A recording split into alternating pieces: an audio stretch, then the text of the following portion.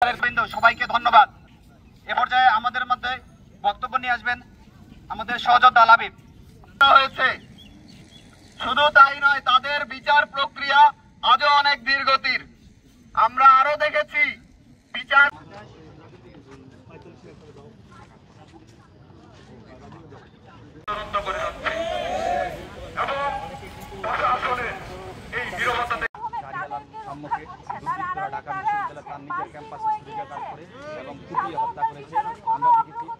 ভাইয়ের হত্যার বিচারের দাবি নিয়ে রাজপথে নামুন। আমরা আজকে দেখেছি ছাত্র দলের হত্যার প্রতিবাদে যে কোনো কর্মসূচির সাথে জাহাঙ্গীরনগর বিশ্ববিদ্যালয়ের ছাত্রদল একাত্মতা প্রকাশ করছে। ধন্যবাদ।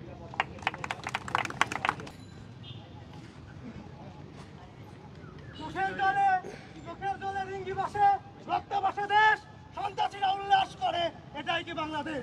প্রিয় সহযোদ্ধাগণ, আপনারা জানেন জুলাই আগস্টের পর থেকে ছাত্রদলের সকল নেতা কর্মীদেরকে পরিকল্পিতভাবে অন্তর্বর্তীকালীন সরকারের কাছে শুধু একটাই কথা বলতে চাই, মেঘে মেঘে অনেক বেলা হয়ে গেছে। আপনারা যদি সঠিক সময়ের মধ্যে আমার ভাইয়ের হত্যার বিচার না করেন, আমরা আপনাদের বক্তব্য নিয়ে আসবেন বসবাস করতে পারে। এই জন্য আমরা বিশ্ববিদ্যালয় প্রশাসনকে তার বিষয়টি নিশ্চিত করতে হবে এবং এই বিশ্ববিদ্যালয় ক্যাম্পাসগুলো যেন এটি নিরাপদ ক্যাম্পাস হয় সেই বিষয়ে জুলাই আগস্ট গণ অভ্যুত্থানের ফ্রন্টলাইন যোদ্ধা ঢাকা বিশ্ববিদ্যালয়ের মেধাবী ছাত্রনেতা শাহরিয়ার আলম সাম্যকে দুর্বৃত্তরা কুপিয়ে এবং ছুরিকাঘাত করে হত্যা করে। তার বিচারের দাবিতে আমরা ইতিমধ্যে কর্মসূচি পালন করেছি, কিন্তু আমরা দেখেছি প্রশাসনের পক্ষ থেকে এই শাহরিয়ার আলম সাম্য হত্যার যে মূল আসামি, মূল ঘাতক, তাকে এখনও খুঁজে বের করা হয় নাই, তাকে এখনও আইনের আওতায় নিয়ে আসা হয় নাই। আমরা অবিলম্বে সাম্য হত্যা যারা জড়িত, প্রকৃত দোষী যারা, তাদেরকে অবিলম্বে গ্রেপ্তারের দাবি জানাচ্ছি এবং বিশ্ববিদ্যালয়গুলোতে, সারা বাংলাদেশের বিশ্ববিদ্যালয়গুলোতে যেন শিক্ষার স্বাভাবিক পরিবেশ বজায় রাখে এবং একটি নিরাপদ শিক্ষাঙ্গনের দাবিতে আমাদের আজকের এই কর্মসূচি।